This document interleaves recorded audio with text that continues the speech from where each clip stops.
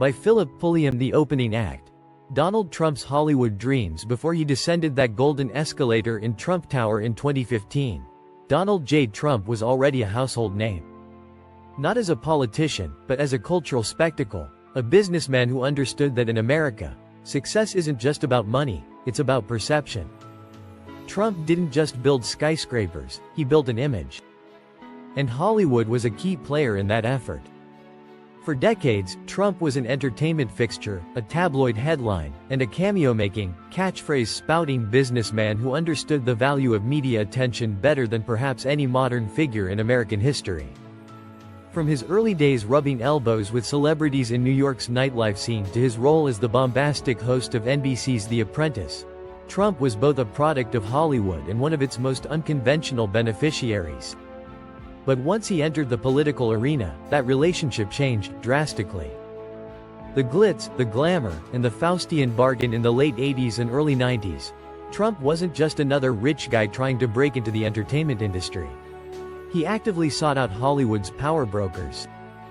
He made deals with wrestling moguls, appeared in Home Alone 2, made guest spots on Sex and the City, and even hosted Saturday Night Live. He partied with A-listers, had his casinos prominently featured in movies, and courted media attention at every turn.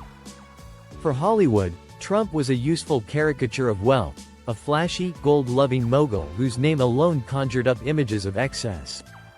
But for Trump, Hollywood wasn't just entertainment, it was influence. It was legitimacy. And, more than anything, it was an opportunity to shape the cultural narrative around his brand. That symbiotic relationship worked well for decades, until it didn't. The breakup. When Trump turned on Hollywood, and vice versa. The moment Trump announced his candidacy for president, the Hollywood machine that had once embraced him began to recoil. His campaign's incendiary rhetoric on immigration, race, and gender put him at odds with an entertainment industry that had, by the 21st century, cultivated a distinctly liberal and progressive identity.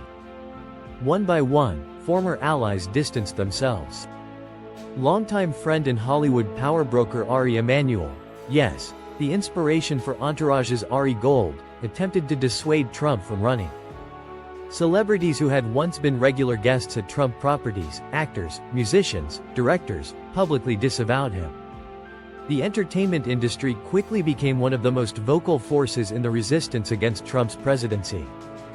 Late-night hosts, award show speeches, and blockbuster actors turned him into a cultural villain.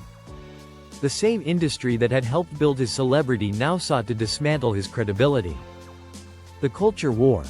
How Trump weaponized his Hollywood feud. But Trump, ever the opportunist, saw opportunity in Hollywood's rejection. He recast himself as a martyr, a man of the people fighting against an elitist, out-of-touch entertainment industry that he claimed was filled with liberal snobs and coastal elites.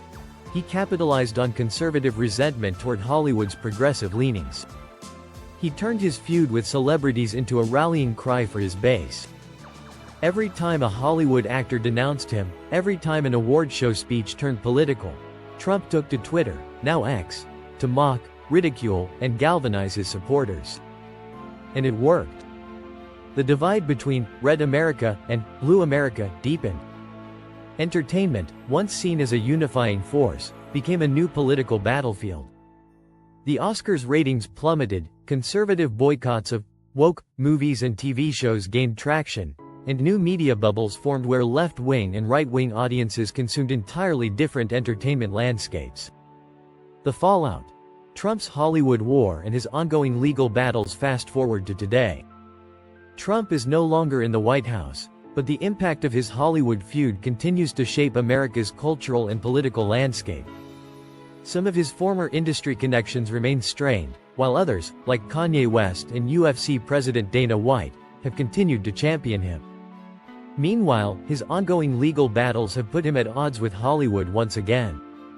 Investigations into his business dealings, lawsuits involving defamation and election interference, and even the continued fallout from the January 6 Capitol attack have all become fodder for late-night comedy and Netflix documentaries. But Trump's war with Hollywood isn't just about politics.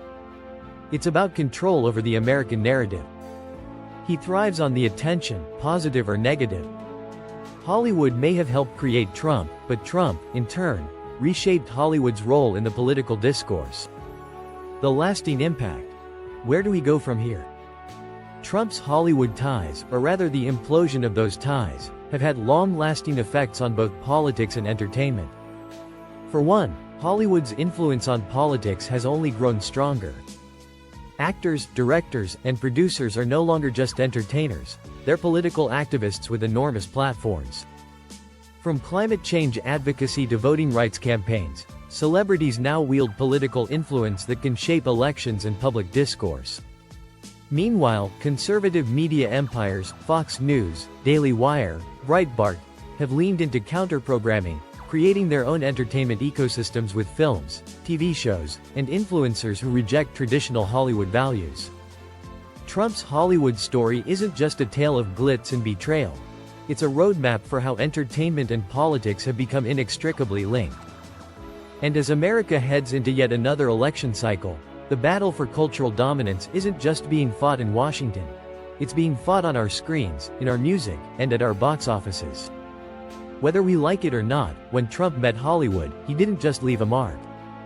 He changed the game entirely.